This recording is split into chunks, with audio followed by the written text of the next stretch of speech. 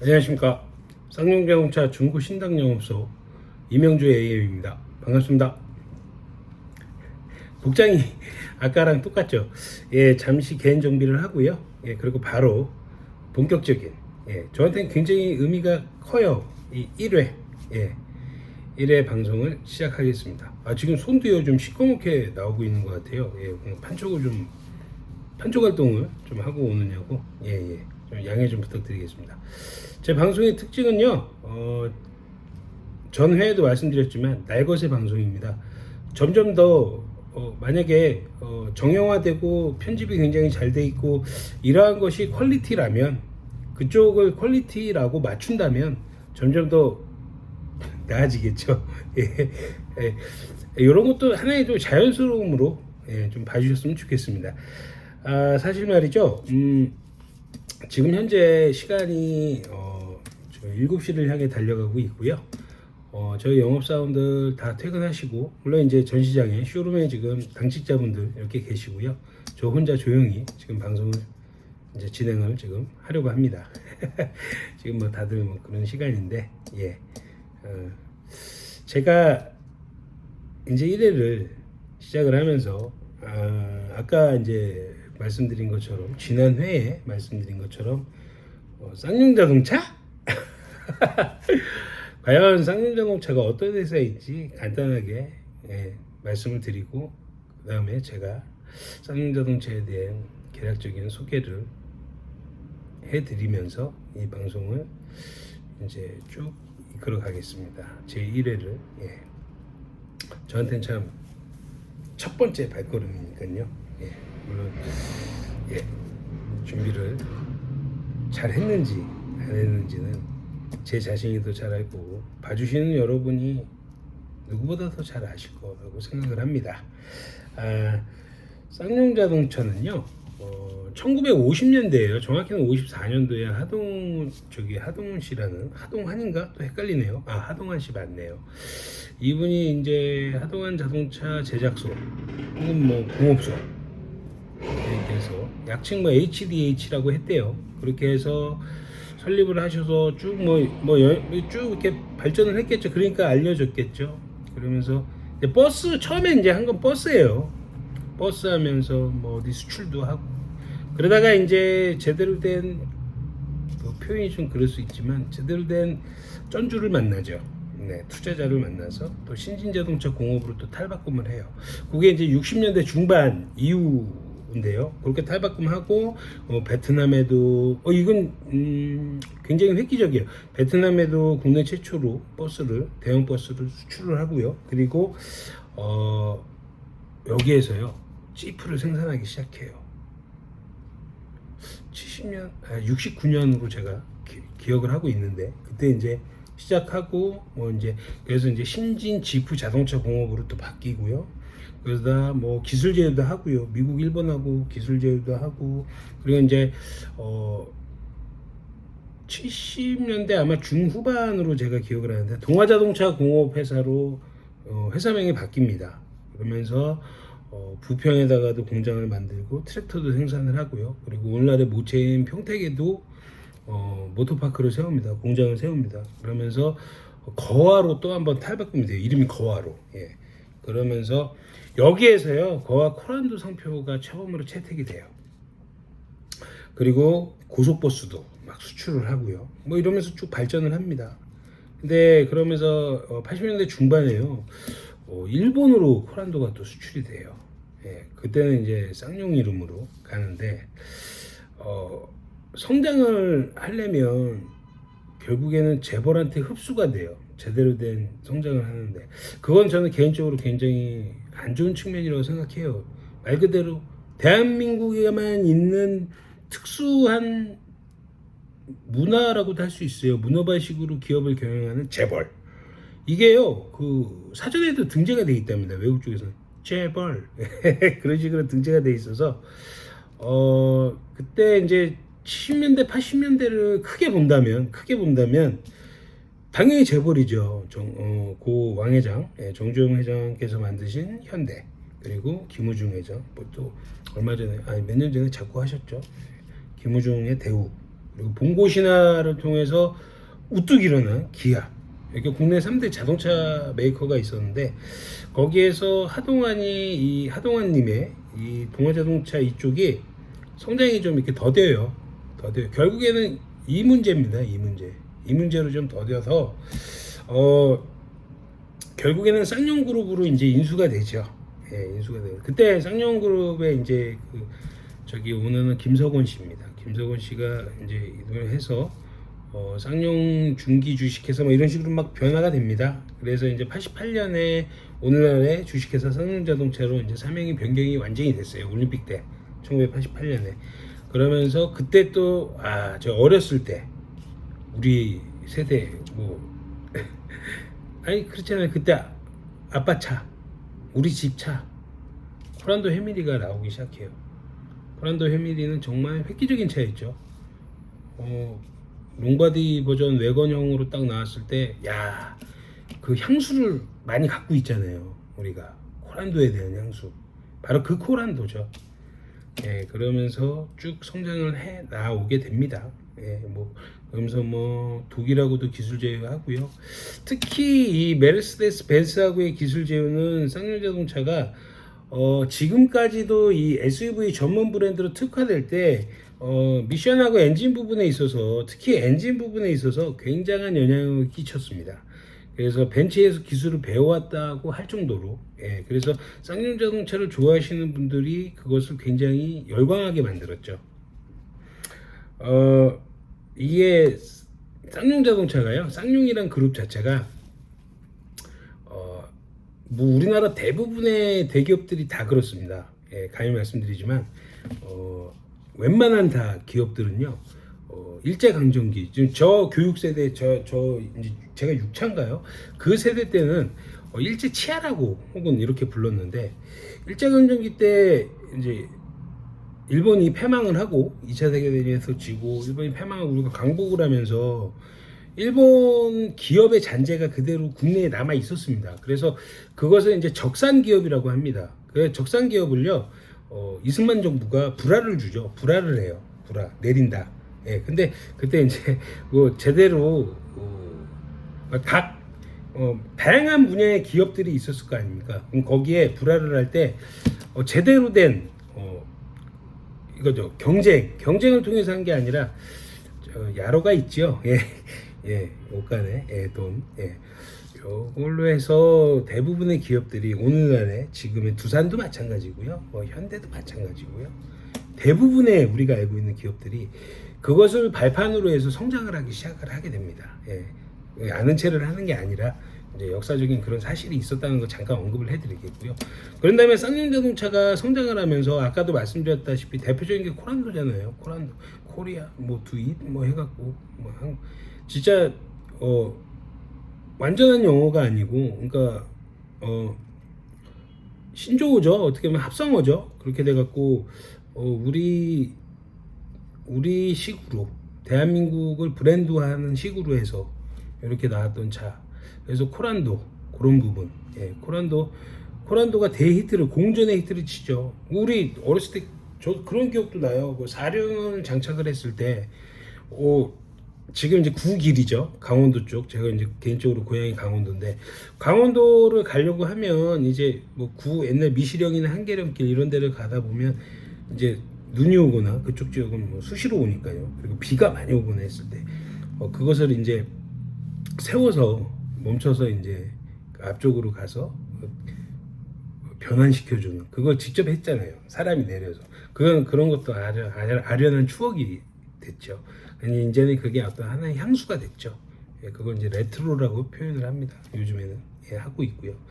근데 그러한 향수들이 쌍용자동차의 그러한 향수라고 말씀드린 게 쌍용자동차의 특장점이 돼버린 거예요.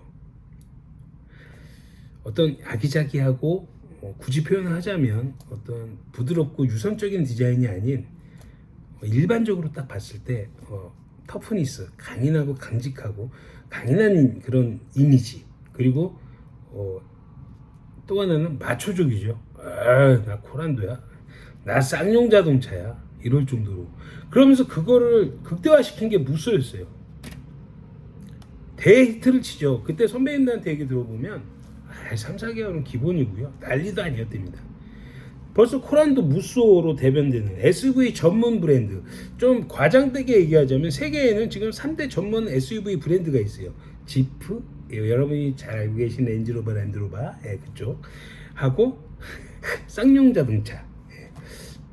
저는 못지않게 좋은 차라고 생각합니다. 그 친구들 못지않게, 그 양반들 못지않게 좋은 차라고 생각합니다. 뭐 국뽕은 아니고요. 국뽕까지는 아니고요. 국수주의적인 생각으로 말씀드리는 게 아니라 정말 우리만의 특장점이 있다고 생각합니다. 그래서 그 말씀드렸던 무쏘, 코란도 무쏘로 대변되는 이런 쌍용 자동차가 갖고 있던 그런 이미지, 90년대 중후반을 거치면서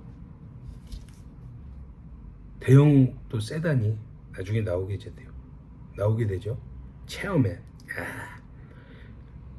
쌍용차는 시장을 선도하는 회사는 아닙니다. 그렇기 때문에 대형 세단에서 현대기아 쪽에 그런 어떠한 좀 약하고 제 개인적인 생각으로는 좀 날리는 이미지보다는 좀 묵직하고 중후한 느낌을 주는 그러한 세단으로 체어맨이 탄생을 하게 되죠.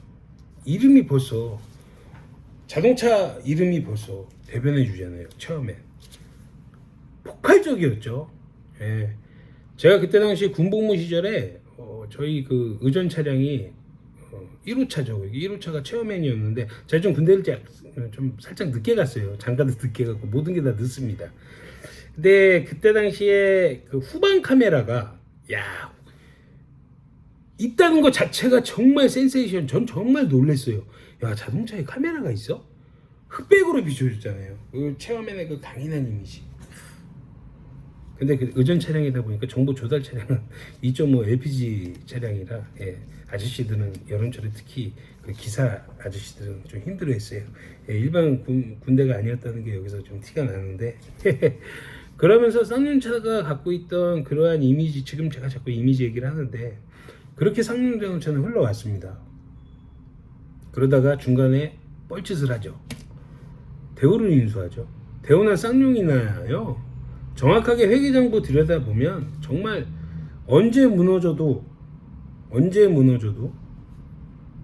갑자기 이렇게 지금 전환이 되는데 언제 무너져도 이상하지 않을 정도로 굉장히 사정이 안 좋았어요. 그게 대우가 1차적으로 먼저 때려 맞고 대우가 먼저 부도 사태를 맞고서 대우 자동차를 인수를 해서 잠깐 쌍용 브랜드로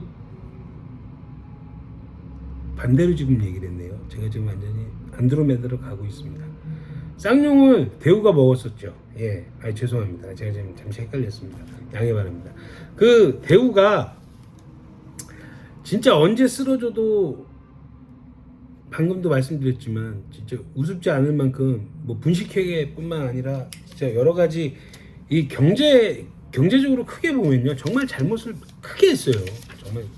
정말 이 선진국 같으면 저 대우 경영진은 아작이 납니다. 진짜 우리나라는 희한하게 사법제도가 현실적으로 좀 아직 이런 말 해서 안 잡혀가겠죠. 좀 손방망이 처벌을 하잖아요. 잠깐 좀 새는 얘기인데 그렇게 해서 이제 쌍용이 대우한테 인수가 되면서 잠깐 대우 브랜드를 달고 판매가 된 적이 있었죠. 그러다가 이제 외국계 기업에 넘어가고 대표적인 건 저쪽 친구들 중국의 상하이가 아주 제대로 잘 말아드시고 또 가셨죠. 그 다음에 이제 인도 애들, 간디 애들이 또 와가지고 그 친구들이 와가지고 또 제대로 된 투자를 또 안 하고 그거를 겪으면서 근데 그 중간에 이제 하여튼 그 마인드라 애들도 꿀을 빨고 갔어요. 좀 표현이 좀 그럴 수 있지만 쌍용 자동차가 이 본사분들이 보실 일은 없겠죠. 근데 뭐 본사 쪽 직원들이 본다면, 본사 관계자들이 본다면 기분 나빠할 얘기지만 그때 정신을 살짝 차렸어요. 획기적이죠. 티볼리가 드디어 데뷔를 하죠. 티볼리가 데뷔를 했는데 티볼리가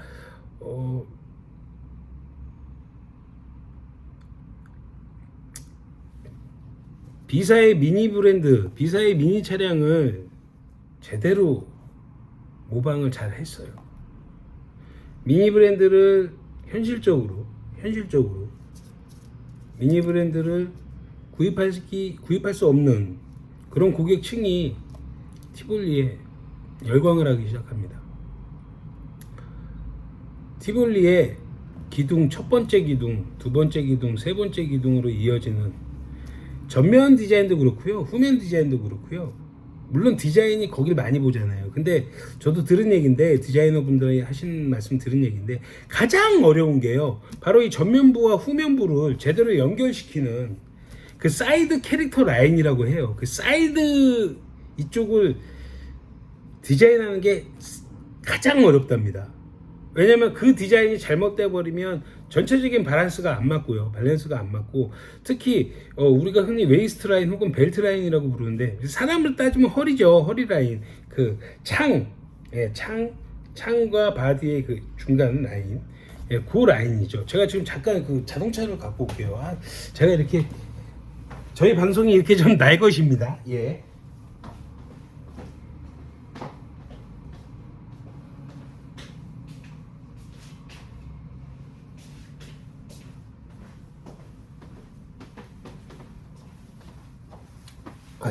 죄송합니다. 지금 자동차가 잠깐 나가 있어서 그런데 아무튼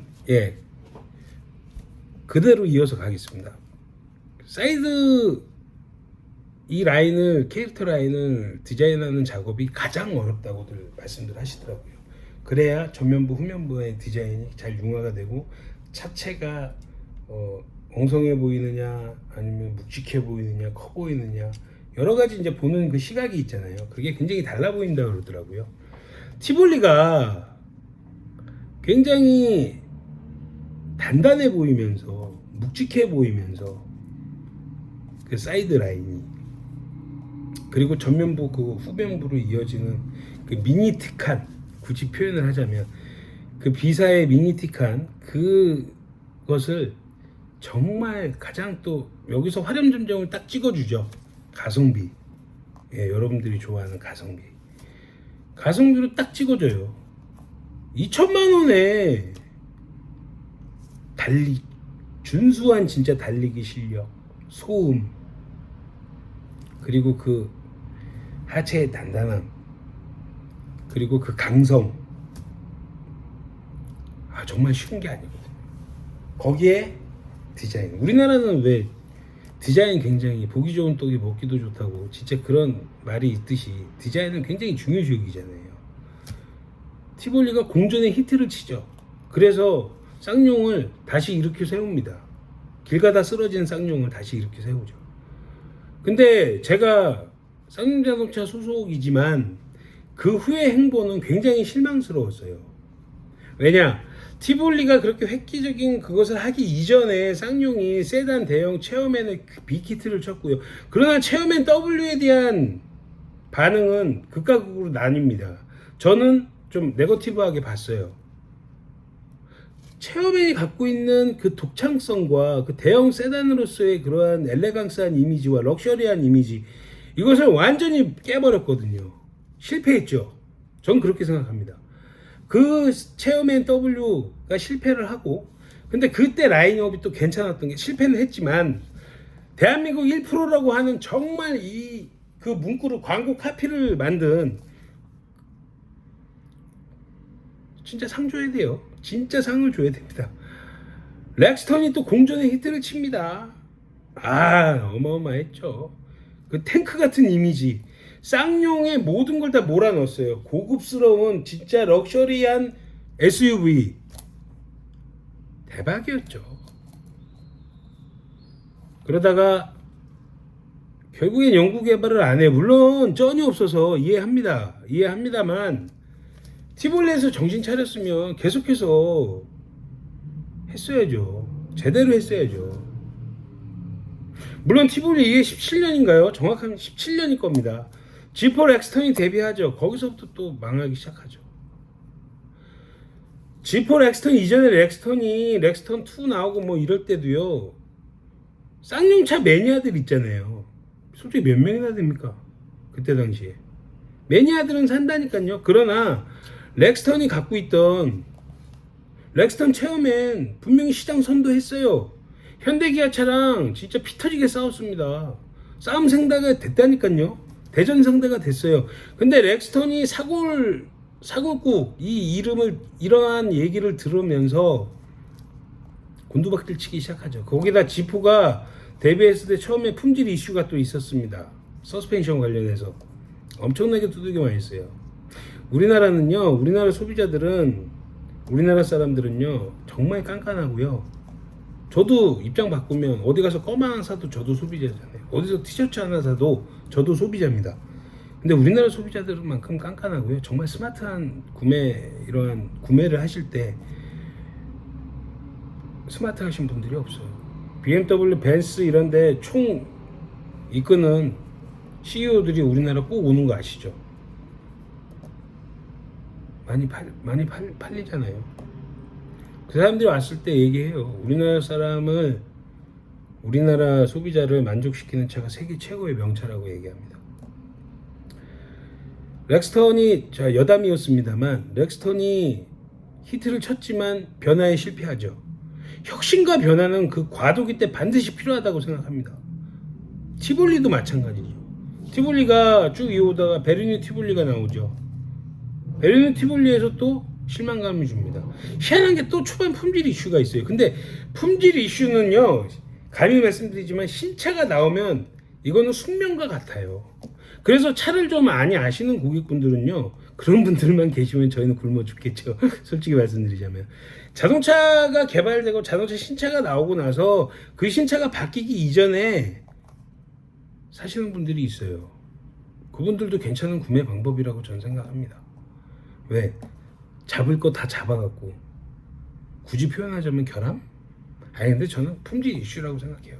결함이라는 표현보다는 그러한 것들을 다 잡아갖고 나온 상태이기 때문에 그걸 사는 분들이 있어요. 그것만 한 100명의 고객을 상대해보면 4-5명 정도가 그러한 의식? 그런 생각을 갖고 있습니다. 나쁘지 않은 생각이에요. 근데 저희들한테 좋으신 분들은 아닙니다. 처음 신차 효과라도 저희는 봐야 되기 때문에. 근데 그러한 상황을 겪으면서 쌍용자동차가 휘청휘청하고 하면서 물론 그 중간에 픽업 트럭이라는 새로운 시장도 개척을 했죠. 그리고 티볼리가 또 개척은 아니죠. 소형 SUV 아반떼로 대표되는 준준형 시장, 크게 봐서는 소형 시장을 쉐보레가 트랙스를 개발을 하죠. 근데 이제 도시명이죠. 그러니까 SUV면 우리 옛날에 코란도 옛날 그런 정형화된 이미지로 보면 시골길 다니고 오프로드길 달리고 좀 그런 식의 이미지지만 요즘엔 바꿔서 요즘에는 그때 당시에 티볼리가 나오기 직전에 그때 먼저예요. 한 5-6개월 정도 앞설 거예요. 1년은 아닐 거고요. 그때 이제 트랙스를 과감하게 들여오죠. 오페 GM 라인에서 오페이라는 회사가 있습니다. 그 유럽 쪽 법인인데 지금은 이제 없어졌죠. 지금 철수했죠. GM이 몸집 불리기에서 이제 좀 다이어트를 하느냐고 정리한 그 대표적인 계열사라고 한다면 그쪽을 정리를 하면서 어쨌든 오페 계열의 차를 이제 들여왔죠. 그래서 이제 트랙스라고 들여왔는데 그때 당시에는 디젤 이슈가 없었고요. 그렇기 때문에 우리나라 사람들은 그때 SUV가 본격적으로 팔리기 시작하면서부터 산타페, 소렌토로 대표되는 이러한 차들이 시장을 선도하기 시작하면서 중형차로서 중형 세그멘트 시장에서 그것이 차지하는 비중이 굉장히 늘어났죠. 전통적인 세단, 소나타 뭐 이런 식으로 표출되는 그런 시장을 SUV가 이제 잠식을 하기 시작하잖아요. 그러니까 우리나라 사람들 SUV는 무조건 SUV 이거로 디젤, 이렇게 경유, 이렇게 가는데 그러니까 당연히 우리나라 고객들은 그러니까 우리 지금 소비자들은 이거죠. 그 트랙스가 그 틈새를 노리고 나왔죠. 틈새 시장을 공략하려고. 산타페, 소렌토를 사고 싶은데 좀 부담스러운 계층, 즉 사회초년생, 그쵸? 젊은 우리 고객분들, 대표적으로 또 여성 고객들, 이런 분들이 위주로 해서 트랙스에 대한 기대가 사실 많았어요. 그런데 트랙스가 이제 가솔린으로 데뷔를 먼저 했죠. 디젤이 먼저 나왔으면 아마 안 그랬을 것 같은데 물론 이제 내부 마감이나 이런 것도 조금 대우스러운 그 부분을 계속 가다 보니까 좀 그런 부분도 까인 부분도 있지만 큰 거는 엔진 라이너 구성을 반대로 해버렸다. 그때 당시에 트렌드하고는 고객들의 니즈하고는 완전 반대로 가버렸다라는 것이죠. 그래서 고객들이 외면해 봤습니다. 근데 거기서 이제 계속 쌍용은 살아남으려고 물론 자구 노력을 한 거죠.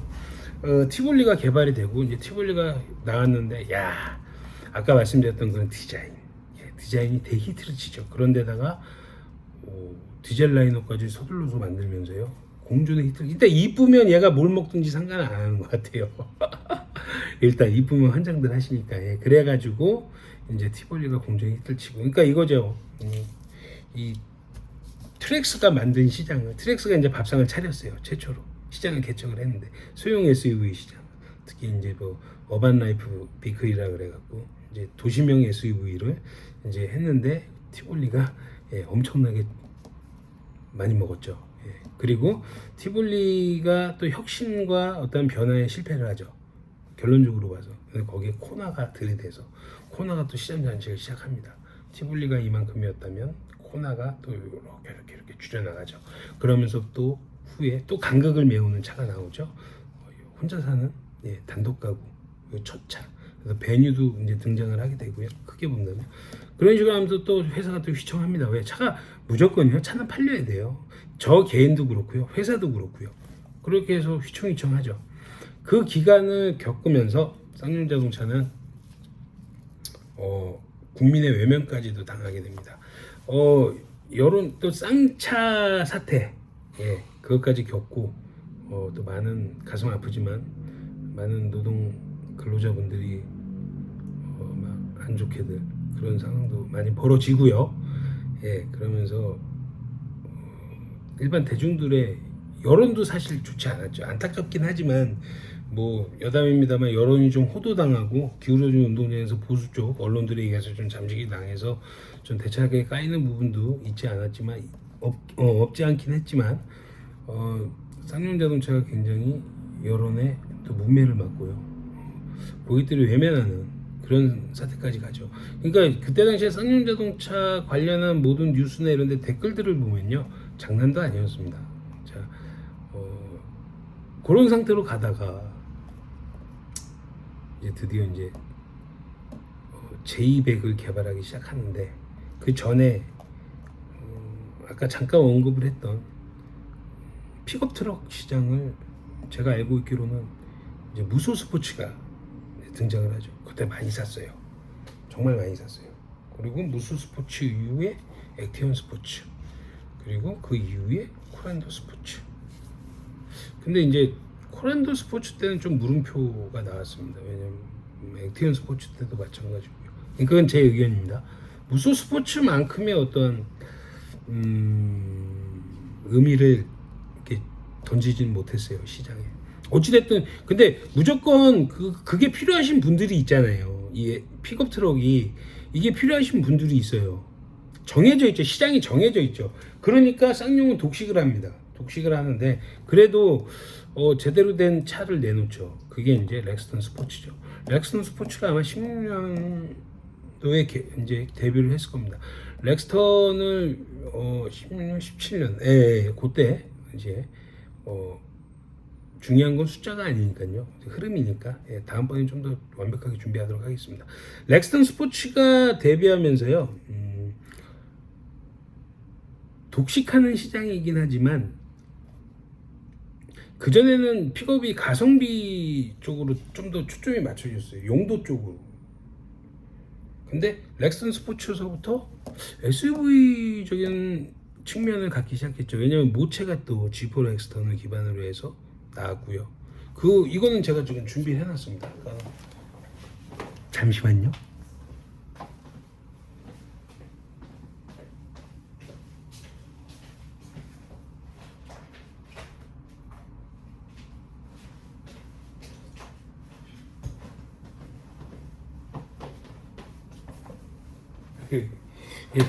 타이어가 하나 빠졌어요. 이거 아마 제 대표님 집 같습니다. 여기 보시면은요, 이게 이제 모노코크 타입이죠. 모노코크. 이제 일반적인 이제 SUV들 이렇게 모노코크. 예, 여기 이제 예, 죄송합니다. 쓰이마생. 예, 여기 보면 예, 이렇게 있다 치고요. 이게 이제 모노코크 방식이에요. 그 옆에 뻘건 거 있죠. 이게 저희가 얘기하는 프레임 타입. 정확히 얘기해서는 이제 저기 뭐 프레임 온바디라고 표현을 합니다. 이게 이제 있는데 특히 이게 이제 포스코 포항제철 걔네랑 그분들 그 양반들하고 같이 공동 개발을 한 거예요.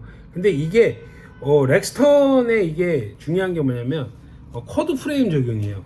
이게 이제 원 더블 뭐 서드 뭐 이런 식으로 표현들을 하는데 이제 모노 이제 더블 뭐 이렇게 뭐 트리플 이렇게 가겠죠. 근데 쿼드는 이제 4중 구조라는 얘기죠. 그래서 이제 요거 이제 초고장력 쿼드 프레임이에요. 그러니까 이건 거의 탱크 수준입니다. 거의 군용이에요. 예, 거의 뭐 좀 막말로 말씀드려서 핵무기가 떨어지지 않는 이상 예, 거의 산다고 보는 예, 살짝 과장을 좀 섞었지만 요게 이제 쿼드 프레임 방식이에요. 이제 요게 요 방식에 의해서 이제 렉스턴 스포츠가 나오다 보니까 금액이 약간 올라가는데 그래도 고객분들이 열광하신 건 또 가성비예요. 야, 이런 게 어딨냐. 차를 좀 아시는 분들은 야, 지프 랭글러 쪽에서 나온 예전부터 나왔던 픽업 뭐 그리고 뭐 미국에서 이제 픽업의 상징인 포드 F1, 포드 쪽 애들하고 그리고 쉐보레 그 양반들이 만든 이제 콜로라도 이제 그거는 이제 미국에선 소형이에요. 그냥 예, 소형이고 잘 아시겠지만 그리고 이제 실버라도 이런 중형 브랜드 그리고 뭐 토요타 쪽에서도 나오고 일본 브랜드 쪽에서도 나온 차들도 있죠. 어마어마하게 크잖아요. 저 그 차 봤을 때 깜짝 놀랐습니다. 무슨 구남이 떠다니는 줄 알고 예, 바퀴도 막 이만해 갖고요. 예. 근데 어찌됐든 제가 드리고자 하는 말씀은 이 쿼드 프레임으로 이게 프레임 온바디에서 특히 저희가 얘기하는 예, 요걸로 바뀌면서 주행할 때 그 달리기 할 때요 기존 픽업이 갖고 있던 단점이라고 표현한다면 사실 용도 쓰임새 쪽이었는데 일반 SUV 같은 그런 주행 질감을 제공을 하는 거예요. 물론 이것 때문에 그러는 건 아니지만 예, 이게 지금 아까 보여드렸던 게 다가 아니고요. 그게 전부가 이유가 될 수는 없겠죠. 근데 그렇게 개발이 된 차에 대해서 열광을 하기 시작해요. 물론 이제 야 너네밖에 없잖아. 아 이거 뭐 극히 일부분의 분들이 이제 수입 브랜드의 픽업을 타시지만 지금 웬만해서 이 3천만 원대 2천 후반에서 3천만 원대 이 초중반 이 시장에서는 독식을 했죠. 엄청 먹었죠. 쌍용이 쓰러져서 병원에 입원했어요. 이쌍용이라는 친구가 병원에 입원을 했는데 이거에 지금 아직 가진 않았어요. 가진 않았고요. 여기에 연명 치료를 해준 게 바로 쌍용의 스포츠입니다. 바로 렉스턴 스포츠입니다. 롱바디 버전은 예, 이제 칸이죠. 예, 렉스턴. 예. 나중에 투어하면서 실물 보여드리면서 또 자세한 말씀을 나중에 나누겠지만 이 스포츠가 쌍용을 연명 치료를 성공을 하죠. 예, 그냥 누워 있는 거예요 중환자실에. 예. 제 표현이 좀 그랬나요? 아니 근데 사실이잖아요. 이렇게 누워 있었어요. 그러니까 저희들도요 영업하면 다 스포츠예요. 다 스포츠.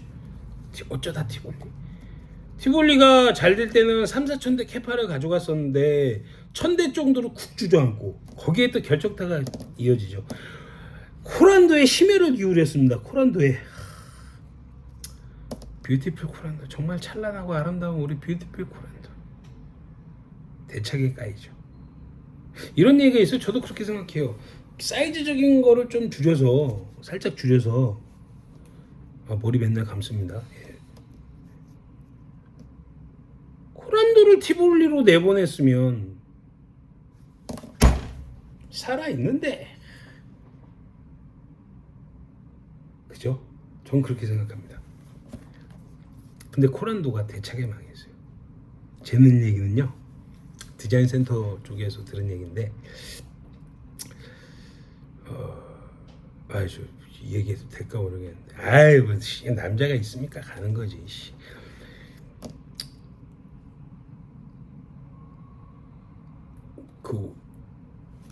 저 고위층 쪽에서 입김이 많이 들어왔대요. 뭐만 이렇게 디자인 하려 그러면 이게 어떻게 이게 어떻겠느냐 저게 어떻겠느냐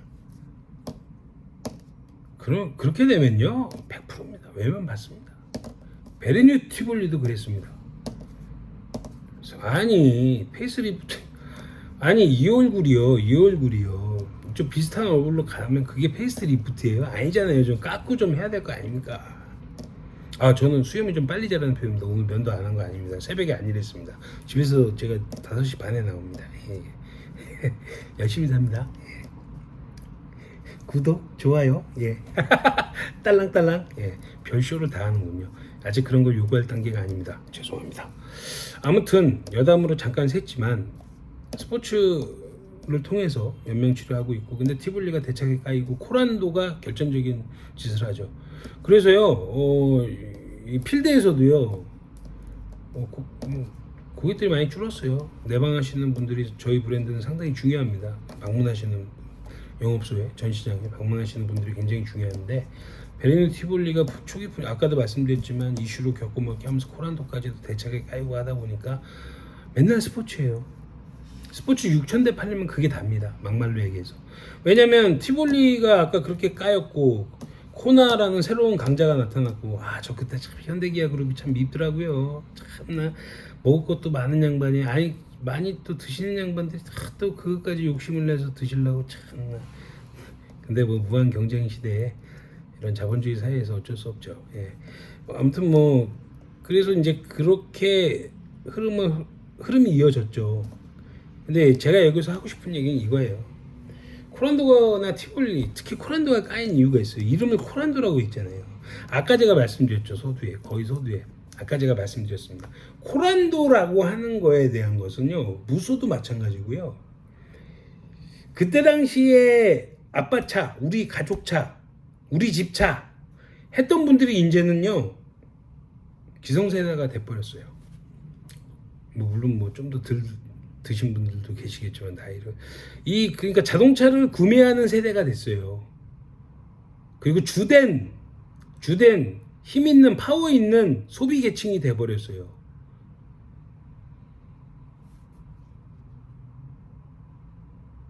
거기서 이걸 알았어야죠. 향수, 레트로 열풍이 계속 지금 불고 있어요. 패션도 그렇고요. 우리나라 전 전반적으로 사회가 다 그렇습니다. 쌍용에서 코란도가 나온대. 야, 기대를 하기 시작합니다. 나 살 거야. 야, 렌더링 이미지 떴었죠. 완전히 이거는 깎는 걸로 나왔잖아요. 제 얘기의 핵심은 바로 이겁니다. 쌍용이 갖고 있는 그런 강인한 이미지, 마초적인 이미지, 물론 티볼리는 약간 예외고요. 약간 예외고요. 티볼리는 새로운 여성 중심으로 가는 뭐 페미 이런 거랑 상관없고요. 전 논란을 자초하고 싶진 않습니다. 근데 뭐 유명해야 그쵸 논란도 뭐 일어나죠. 이 여성 고객층을 주로 해서 히트를 쳤던 티볼리는 잠깐 제외하고요. 코란도에 대한 향수를 제대로 건드려줬으면, 핫 버튼을 제대로 눌러줬으면 이런 어려움까지 가지 않았죠. 회사는 다시 일어납니다. 물건 하나가 잘못 나오면요, 그 물건이 다른 거 잘 파는 것도, 잘 팔리는 것도 영향을 받게 되어 있습니다. 또 휘청이죠. 또 휘청입니다. 그 속에서 쌍용이 그걸 향수를 고객의 말하자면 니즈를 건드려주지 못했지 않습니까? 그럼 또 심각한 상황이 온 거예요. 마인드가 날랐죠. 표현이 좀 적나라하지만 또 별의별 난 진짜 별 듣보자 버스 그냥 붙여서 만드는 회사가 또 사기칠라 그랬죠. 또 반스가 또 팬티가 또 하려 그랬죠. KG는 정말 전 조마조마했어요. 정말 다행입니다. 이런 사태까지 몇 번의 이런 부침을 겪었잖아요. 쌍용에서도 당연히 내부의 자성의 목소리가 나오죠. 진짜 모든 걸 다 걸었어요. 신차가 나와갖고 사전 계약을 들어갔는데 그 전에 렌더링 이미지와 새로 차가 실제로 공개가 됐는데 더 폭발적인 경우는 그렇게 흔치 않은 경우입니다. 바로 토레스가요. 고객이 요구하는 쌍용차를 좋아하는 고객뿐만 아니라 진짜 이 대다수의 고객들이 요구하는 그 니즈를 제대로 건든 겁니다. 뭐 레트로 쌍용차 제발 이런 이미지로 다시 가줘. 그래서 토레스가 거기에 부응을 했죠. 제대로 건드려줬죠. 그래서 지금 오늘이 지금 7월 20 이렇게 정신이 없네요. 제가 찬스 쓰겠습니다. 7월 21일 기준으로 45,000대가 넘게 계약이 들어간다. 그리고요 그 전에 그렇게 욕을 하던, 그렇게 안 좋게 보던 국민 여론이 감히 국민 여론이라고 말씀드릴게요. 댓글들 보십시오. 야 쌍용 그래 그 옛날에 그걸 갖고 있잖아요. 감성을 이 고객들이 우리 아빠 차. 그래서 그걸 보면 무쏘나 코런드를 떠올리면 우리 엄마 아빠가 생각나고 그걸 건드려 준 거예요. 그래서 거기에 댓글들이요 다 칭찬 일색이고요. 동전 그 마음속에 내재돼 있던 쌍용이 잘 돼야 됩니다. 그리고 제 지금 그간의 제 고객들 지금 당장 차를 안 사도 연락 오십니다. 문자도 오십니다. 정말 잘 됐다 축하한다. 기분이 본인들이 좋대요. 바로 그겁니다. 저희 필드에서 영업사원들 정말 열심히 일하고 있습니다. 토레스 지금 빵 터지기 전에요. 가슴 아픈 얘기지만 정말 다들 힘들어했어요. 묵묵히 버텼습니다. 지금 일선의 필드의 대리점 대표님들, 저희 영업사원들, 대표 영업사원 말만 틀리지 이름만 틀리지요, 다르지요. 다들 고생하셨어요. 그거 묵묵히 버텨내고 토레스 터지니까 진짜 울음바다가 될 정도였습니다. 국민 여론까지도 이렇게 해주잖아요. 쌍용차의 부활이 마치 지금 대한민국에 지금 몇 년째 계속 지속되고 있는 이런 경제적인 이런 상황, 경제적으로 안 좋은 상황, 또 코로나 팬덤까지 있었잖아요. 쌍용이 힘을 실어주고 있는 겁니다. 이럴 때일수록 저희도 마찬가지고요. 일선에 있는 저희도 마찬가지고요. 지금 거의 이제 마지막 거의 마무리되는 걸로 제가 말씀드리는데, 제가 일개 영업사원이지만 가히 말씀드릴게요. 자만에 또 빠지면 안 됩니다. 자만에 빠지면 안 됩니다. 간곡히 부탁드립니다. 고객은 감히 말씀드립니다. 연애하는 거하고 똑같아요. 고객은 언제든지 돌아설 수 있습니다. 저부터가 겸손한 마음으로 임하겠습니다. 아무튼 오늘 쌍용 자동차 어떻게 개괄적으로 성장을 해왔고 어떠한 어려움이 있었고 결국에는 끝맺은 말을 왜 토레스가 지금과 같은 광풍에 이르길 정도로 이렇게 하느냐 한번 짚어드려봤습니다. 오늘 연속해서 이제 방송을 올렸는데요. 아직 배워야 될 점 많고요. 보완해야 될 점 많습니다. 하지만 진정성을 알아주시고 쌍용 자동차가 이런 회사였다는 거, 좀 어떻게 보면 중구난방으로 중구신당에서 지금 말씀드렸지만 계속해서 응원 부탁드리겠고요. 저 개인뿐만 아니라 쌍용이 살아야 제가 살고 제가 살아야 저희 가족이 삽니다. 여러분들도 마찬가지일 거라 생각합니다. 대한민국 경제가 잘 되려면 쌍용 자동차 같은 저희 같은 회사가 일어나야 된다고 생각합니다. 끝까지 지켜봐 주시는 분들 정말 감사하고요. 앞으로도 더 나은, 앞으로 더 한 해 한 해 발전하는 카피그 TV 쌍용 자동차 중구 신당 영업소 이명주 AM이 되겠습니다. 감사합니다.